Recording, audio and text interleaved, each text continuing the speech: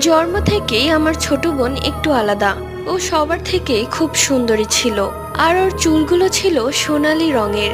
ছোটবেলায় ও এতটাই সুন্দরী ছিল যে যে কেউ ওকে দেখলেই কোলে নিতে চাইতো। মা সব সময় ওর কপালে কালো টিপ লাগিয়ে দিত। একদিন ভর দুপুরবেলা ওকে নিয়ে ছাদে গিয়েছিলাম। কখনো ভাবতেও পারিনি এই কারণে ওর জীবনে এত বড় কাল নেমে আসবে। ভর দুপুরবেলা আমার ছোট বোনের উপর একটি জিনের নজর পড়ে। এরপর থেকে সেই জিনটি আমার ছোট বোনের উপর আসর করে। আমার ছোট বোন শুধু শুধু কাঁদতো, কোনোভাবেই ওকে চুপ করানো যেত না। ফজরের আজান অব্দি কাঁদতেই থাকতো। আজান দেওয়ার পর কান্না বন্ধ হয়ে যেত। এরপর ওকে একটি হুজুর দেখানো হয়। সেই হুজুর বলে ওর উপর একটি জিনের নজর পড়েছে।